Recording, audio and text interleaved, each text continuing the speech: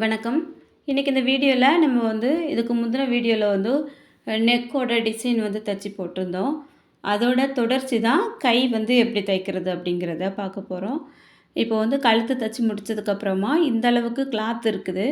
இது சேரீலேருந்து கட் பண்ணி எடுத்திருந்த கிளாத்து தான். இதை வச்சு நம்ம 2 கைக்குமே ஒர்க் வச்சு தைக்க போகிறோம். ரொம்ப ரொம்ப சிம்பிளாகவும் இருக்கும், பார்க்குறதுக்கும் ரொம்ப நல்லாயிருக்கும். நீங்கள் பிகினர்ஸாக இருக்கிறீங்க அப்படின்னா உங்களுக்கு ரொம்பவே யூஸ்ஃபுல்லாக இருக்கும். வீடியோவை ஸ்கிப் பண்ணாமல் பாருங்கள். இப்போ கை லைனிங்கில் நான் நார்மலாக நம்ம எப்படி கட் பண்ணுவோமோ அதே போல் தான் கட் பண்ணி எடுத்து வச்சுருக்கேன். அதில் மடிப்பு பகுதி இருக்குது பாருங்கள், அந்த சென்டர் பகுதியில் 1.25 இன்ச்சுக்கு இந்த மாதிரி மேலேயும் மார்க் பண்ணி கோடு போட்டிருக்கேன். அதிலேருந்து கொஞ்சமாக வளைச்சி இந்த மாதிரி மார்க் பண்ணியிருக்கேன். அதுக்கப்புறமா சென்டர்லேருந்து வரக்கூடியதையும் மேலே வர மாதிரி லைட்டாக ஏற்றி மார்க் பண்ணி இந்த மாதிரி கட் பண்ணி எடுத்திருக்கேன். இப்போ இந்த கட் பண்ணி எடுத்துருக்க பீஸ் பத்திரமா வச்சுக்கோங்க, நமக்கு கடைசியில் தேவைப்படும். இப்போது ஒரு லைனிங் எடுத்து 2ஆக மடித்து வச்சுருக்கேன்.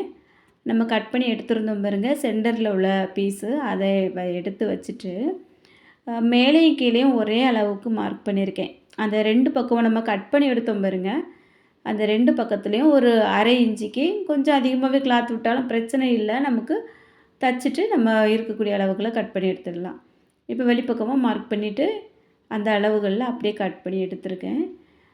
இப்போ இதை அப்படியே 2ஆக மடிச்சுட்டு சென்டரில் ஒரு கட் கொடுத்துட போகிறேன். ஏன்னா நம்ம கை ஜாயின் பண்ணும்போது சென்டரில் கட் கொடுப்போம் பாருங்கள், அதே மெத்தடில் தான் கட் கொடுத்து எடுத்தாச்சு.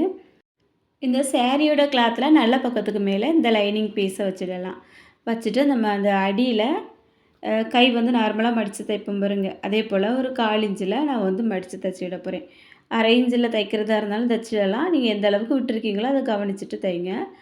இப்போது அந்த வளைவுகள் எல்லாம் கட் கொடுத்துட்டு அப்படியே திருப்பி விடலாம். திருப்பிட்டு அந்த 2 கிளாத்தும் சேர்ந்த மாதிரி விளிம்பில் ஒரு தையல் போட்டு விட்டுருவோம்.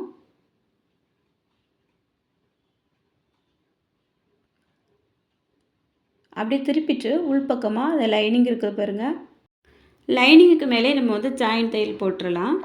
லைனிங்கை விட்டு வெளியில் அதிகமாக கிளாத்து நிற்குது பாருங்கள், இதையும் நம்ம லைனிங்கோட அளவுக்கு கட் பண்ணி எடுத்து வச்சுக்கிடலாம்.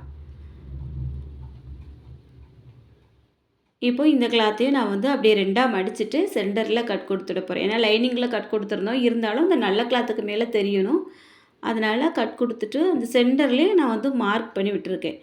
அப்போ தான் நமக்கு அளவுகள் அளக்கிறதுக்கு வசதியாக இருக்கும். அதனால் இப்போது கையில் அந்த நல்ல கிளாத் இருக்குது பாருங்கள், அதை நார்மலாக தான் கட் பண்ணி வச்சுருந்தேன். நம்ம இந்த கட் பண்ணி எடுத்து வச்சுருந்த பீஸ் அதுக்கு மேலே வச்சுட்டு இப்போ நல்ல கிளாத்துக்கு மேலே லைனிங் வச்சுட்டு அந்த கை நம்ம எந்த அளவுக்கு தையலுக்கு விட்டுருக்கோமோ அதை கனெக்ட் பண்ணி தைக்கலாம். நான் இப்போ இதில் 1/4 இன்ச் அளவுக்கு தான் விட்டுருக்கேன். அப்படி தையல் போட்டு மேலே வரைக்கும் நான் கொண்டுட்டு வந்துட்டேன். இப்போ லைனிங்லேயே ஒரே இந்த மாதிரி தையல் போட்டு வெளியே எடுத்து முடிச்சிடலாம். மறுபடியும் இதில் ரொம்ப கிளாத் அதிகமாக நின்றுது அப்படின்னா லைனிங்கோட அளவுக்கு கட் பண்ணிவிட்டு அந்த வளைவுகள் எல்லாம் சின்ன சின்னதாக கட் கொடுத்து எடுத்துக்கிடுங்க. இது ரொம்பவே முக்கியம். இந்த மாதிரி கட் கொடுக்காமல் நீங்கள் திருப்பினீங்க அப்படின்னா ஒழுங்காக திரும்பி வராது. அதனால் நூலில் கட் ஆகிராத அளவுக்கு பார்த்து கட் பண்ணி திருப்பிக்கிடுங்க. நான் இந்த வீடியோவில் ஒரு கை தான் தைக்கிறத காமிச்சிருப்பேன். ஏன்னா 2 கை தைக்கிறத காமிச்சா கொஞ்சம் பெரிய வீடியோவாக வந்துடும். அதனால் ஒரு கை தான் காமிச்சிருப்பேன். அதுக்கப்புறமா ப்ளவுஸில் எப்படி நம்ம தைச்சி முடித்ததுக்கப்புறம் எப்படி இருக்குது அப்படிங்கிறதையும் காமிச்சிருப்பேன். வீடியோ முழுமையாக பாருங்கள். இப்போது அப்படியே நல்ல பக்கத்துக்கு மேலே லைனிங்கும் நல்ல பக்கமும் நறுக்கிற மாதிரி வச்சுட்டு விளிம்பில் தையல் போட்டுட்ருக்கேன். அந்த வளைவுகள் வரக்கூடிய இடங்கள்லாம் கொஞ்சம் கிளாத்து சுருண்டு இருக்காத அளவுக்கு பார்த்து எடுத்து விட்டுட்டு தைங்க. அப்போ தான் அந்த கை தைச்சி முடித்ததுக்கப்புறமா ஒரே அளவில் வரும்.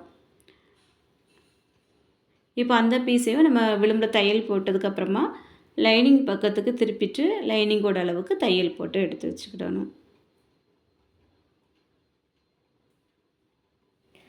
லைனிங்குக்கு வெளிப்பக்கமாக நிற்கக்கூடிய கிளாத்தெல்லாம் ஒரே அளவுக்கு கட் பண்ணி எடுத்து வச்சுக்கிடுவோம். இப்போ பாருங்கள், 2 பீஸும் இந்த மாதிரி ஆப்போசிட்டில் வந்திருக்கு பாருங்கள். இந்த மாதிரி வரும்போது தான் கரெக்டாக இருக்கும். இப்போது நம்ம அந்த சேரீலேருந்து ஒரு சின்ன பேட்ச் தைச்சி வச்சுருக்கோம் பாருங்கள், அதுக்கு மேலே இந்த லேஸ் வச்சிடலாம். நான் காப்பர் கலர் லேஸ் எடுத்து வச்சுருக்கேன். சேரீயில் காப்பர் கலர் தான் அதிகமாக வந்தது பார்டரில், அதனால் காப்பர் கலர் எடுத்து வச்சுருக்கேன். இப்போது இந்த அடியில் வச்சு விளிம்பில் ஒரு தையல் போட்டுட்டேன். அதுக்கப்புறமா லேஸுக்கு அடுத்த பக்கமும் இன்னொரு தையல் போட்டிருக்கேன். நல்லா பதிஞ்சு வந்துடும் இந்த மாதிரி தையல் போடும்போது. இப்போது சென்டரில் அந்த பீஸு மார்க் பண்ணியிருக்கோம் பாருங்கள், கட் கொடுத்து வச்சுருக்கோம். அதே அளவுக்கு இந்த லைனிங்கையும் எடுத்து கரெக்டாக வச்சிடலாம். வச்சுட்டு அந்த லைனிங்கோட வெளிப்பக்கமாக காலிஞ்ச அளவுக்கு இந்த மாதிரி மார்க் பண்ணிடலாம். ஏன்னா நம்ம வந்து இது முதல்ல கட் பண்ணி எடுத்தோம் பாருங்க, அந்த பீஸ் தான் பத்திரமா வச்சுடணும்னு சொன்னேன் இல்லையா, அது கடைசியில் இந்த மாதிரி அளக்கும்போது நமக்கு தேவைப்படும். இப்போ வச்சுட்டு அந்த கிளாத்தை 1/4 இன்ச்சுக்கு வெளிப்பக்கமாக மார்க் பண்ணி வச்சுருக்கேன். அந்த மார்க்கிங்கில் நம்ம அந்த கை தைச்சிருக்கோம் பாருங்க, இந்த பீஸை வந்து எடுத்து வச்சு தைக்கணும். இந்த மாதிரி தைக்கும்போது நம்ம முதல்ல எந்த அளவு வந்து அளந்து வரைஞ்சோமோ அதே அளவு கரெக்டாக வந்துடும். ஒரு பாயிண்ட் கூட முன்ன பின்ன வராது. இப்போ புதுசாக தைக்கிறவங்களுக்கு இந்த மெத்தட் வந்து ரொம்பவே யூஸ்ஃபுல்லாக இருக்கும். இந்த மாதிரி வந்து ட்ரை பண்ணி பாருங்கள். இப்போ அந்த வரைஞ்சிருந்தேன் பாருங்க, அந்த அளவுலேயே நான் வந்து 2 பக்கத்துலேயும் ஜாயின் பண்ணி எடுத்துட்டேன்.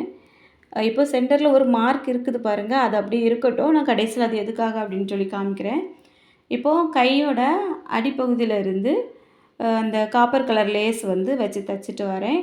அப்படியே தைச்சி நம்ம வந்து மேலே வரைக்கும் கொண்டு முடிச்சுடலாம். அந்த பிங்க் கலர் கிளாத் எந்த இடத்துல முடியுதோ அது வரைக்கும் கொண்டு முடித்து தையல் போட்டுருவோம். லேஸில் 2 பக்கமும் தையல் போட்டு முடித்தாச்சு. இனி இந்த பக்கமும் இதே போல் லேஸ் வச்சு தைக்கணும். சிம்பிளான மாடலாக இருந்தாலும் நம்ம வந்து புதுசாக தைக்கிறவங்களுக்கு இந்த சின்ன சின்ன நுணுக்கங்கள் எல்லாமே சரியாக சொல்லி கொடுத்தோம் அப்படின்னா அவங்க வந்து கரெக்டாக தைக்கிறதுக்கு வாய்ப்பு இருக்குது. அதனால நான் வந்து கொஞ்சம் பொறுமையாக தெளிவாக சொல்லி கொடுத்துருக்கேன். இப்போது லேஸ் வந்து நம்ம ஃபுல்லாக வச்சு தைச்சி முடித்தாச்சு. இதோட முடியலை. இப்போ லேஸ் மட்டும் நம்ம வச்சு தைக்கிறதா இருந்தால் இப்படியே விட்டுட்டு கையில் எடுத்து வச்சு ஜாயின் பண்ணிடலாம். ஆனால் இதுக்கு மேலே வந்து நான் ஸ்டோன் ஒர்க் வைக்க போகிறேன். ஆனால் ஸ்டோன் ஒர்க் வந்து இப்போ வைக்கிறது இல்லை. ஏன்னா நம்ம வந்து ஃபுல்லாகவே அந்த அளவுகளை அளக்காமல் ஸ்டோன் வச்சு முடிச்சிட்டோம் அப்படின்னா இந்த மாதிரி மேலே கை ஜாயின் பண்ணக்கூடிய இடத்துல வந்து ஸ்டோன் இருக்கும். அப்போ நம்ம கை வந்து உடம்புல ஜாயின் பண்ணும்போது கஷ்டமாக இருக்கும். கொஞ்சம் கீழே இறக்கி வச்சாலுமே அது சரியாக வந்து ஜாயிண்ட் ஆகாது. அதனால நான் வந்து உடம்புல கையை வந்து ஜாயின் பண்ணிவிட்டு அதுக்கப்புறம் எப்படி தைக்கிறது அப்படிங்கிறத தெளிவாக காமிக்கிறேன். இப்போது 2 பக்கமும் கையை வந்து தைச்சி எடுத்துட்டேன். இப்போது அந்த சென்டரில் ஒரு மார்க் பண்ணியிருக்கோம் பாருங்கள், அந்த மார்க்கில் இருந்து நம்ம கையோட சுற்றளவு எவ்வளோ வருது அப்படிங்கிறத அளந்துக்கிடுங்க. அளந்துட்டு இப்போ நம்ம ஒரு 12 இன்ச்சு கை சுற்றளவு வருதுன்னா ஒரு பக்கத்துக்கு அளக்கும்போது 6 இன்ச்சு வரும். அந்த 6 இன்ச்சில் இருந்து ஒரு 1/4 இன்ச்சே குறைச்சி மார்க் பண்ணுங்கள். மார்க் பண்ணிவிட்டு அந்த இடத்துல இருந்து இந்த ஸ்டோன் வந்து வச்சு தைக்க ஆரம்பிங்க. ஏன்னா நம்ம வந்து உடம்பை கரெக்டாக பிடிச்சி தையல் போடுற இடத்துல நம்ம இதை தைச்சிட்டோம் அப்படின்னா அதுக்கப்புறம் நம்ம உடம்பெல்லாம் ஃபுல்லாக ஜாயின் பண்ணி தையல் போடும்போது இந்த ஸ்டோனில் வந்து ஊசி வந்து அடி வாங்கும். அதில் டேமேஜ் ஆகிறதுக்கு வாய்ப்பு இருக்குது. அதனால எப்போவுமே ஒரு 1/4 இன்ச்சு இல்லைன்னா ஒரு 1/2 இன்ச்சுக்கு உள்ளே வந்து நீங்கள் வச்சுட்டு இந்த தைக்க ஆரம்பிங்க. இப்போ நம்ம ஷோல்டர் எல்லாமே ஜாயின் பண்ணி முடிச்சிருக்கோம் பாருங்கள். அதனால் இந்த மாதிரி கை பகுதியில் மேலே வரைக்குமே நம்ம சரியான அளவில் தைச்சிட்டு கட் பண்ணி எடுக்கலாம். ஒரு பாயிண்ட் கூட விலகாது. அந்த இடங்களில் கேப் எதுவுமே தெரியாது. அதுக்காக இந்த மாதிரி ஸ்டோன் எல்லாம் கையில் வச்சு இந்த மாதிரி டிசைன் தைச்சிங்க அப்படின்னா இந்த மாதிரி உடம்பு ஜாயின் பண்ணது இந்த கை வந்து உடம்புல ஜாயின் பண்ணதுக்கப்புறமா இப்படி தைங்க. அதேமாதிரி 2 பக்கமும் நான் ஒரு பக்கம் அளக்கிறத காமிச்சேன். இந்த பக்கமும் நான் காமிக்கிறேன் பாருங்கள். சென்டரில் இருந்து எந்த அளவு தேவை இருக்குது அதை மார்க் பண்ணிவிட்டு அதிலேருந்து ஒரு 1/4 இன்ச்சுக்கு உள் பக்கமாகவே ஸ்டோனை வச்சு தைச்சி முடிச்சிருங்க. ரொம்ப நீட்டாக வரும். இப்போ 2 பக்கத்துலேயும் நான் ஸ்டோன் வச்சு முடிச்சிட்டேன் பாருங்கள். சென்டரில் கொஞ்சம் லேஸ் வச்சுருக்கோம் பாருங்கள். இந்த இடத்துலையும் நம்ம வந்து ஸ்டோன் வச்சு தைச்சிடலாம். பார்த்திங்கன்னா இந்த லேஸ் ஒர்க்கோடு விட்டுட்டு இருந்தீங்க அப்படின்னா அது வந்து கொஞ்சம் சிம்பிளாக இருக்கும். இப்போ நம்ம கொஞ்சம் கிராண்டாக இந்த மாதிரி சில்க் சாரீக்கு எல்லாம் நம்ம தைக்கிறதா இருந்தால் இப்படி ஸ்டோன் வச்சு தைச்ச விட ரொம்பவே கிராண்டாக இருக்கும். பார்க்குறதுக்கு ரொம்ப லுக்காக இருக்கும். இதே போல் நீங்கள் வந்து ட்ரை பண்ணி பாருங்கள். இப்போ உடம்பு ஃபுல்லாகவே நான் தைச்சி முடித்ததுக்கப்புறம் முதுகுலையும் வந்து ஒரு 2 பேட்ச் வந்து ஒட்டி வச்சுருக்கேன். அதே போல் கையிலையும் ஒட்டி வச்சுருக்கேன். பாருங்கள், அந்த கையிலையும் சென்டரில் 2 சின்ன சின்ன பேட்ச் வந்து ஒட்டி வச்சுருக்கேன். இதே இது நீங்கள் வந்து கொஞ்சம் மாங்காய் மாதிரி வச்சு பெரிய சைஸில் வச்சாலும் ரொம்ப நல்லாயிருக்கும். அதே மாதிரி அந்த கொஞ்சம் பெரிய சைஸ் வைக்கிறதா இருந்தால் ஒரே ஒரு பேட்ச் மட்டும் வைங்க. அப்போ தான் நீட்டாக இருக்கும். இப்போ 2 கைக்குமே இதே போல் வச்சு ஒட்டி வச்சுட்டேன். உடம்பு ஃபுல்லாக எல்லாமே முடித்தாச்சு. போன வீடியோவில் இந்த நெக் எப்படி தைக்கிறதுங்கிறத காமிச்சிருந்தேன். இந்த வீடியோவில் கை வந்து எப்படி தைச்சி ஜாயின் பண்ணுறது அப்படிங்கிறதையும் தெளிவாக சொல்லியிருக்கேன். வீடியோ பிடிச்சிருந்தா அப்படி ஒரு லைக் கொடுத்துருங்க. நம்ம சேனலை சப்ஸ்கிரைப் பண்ணிவிட்டு பக்கத்தில் இருக்க பெல் பட்டனை ஆன் பண்ணிடுங்க. மறக்காமல் எப்படி இருந்தது அப்படின்ட்டு கமெண்ட்டும் பண்ணிடுங்க.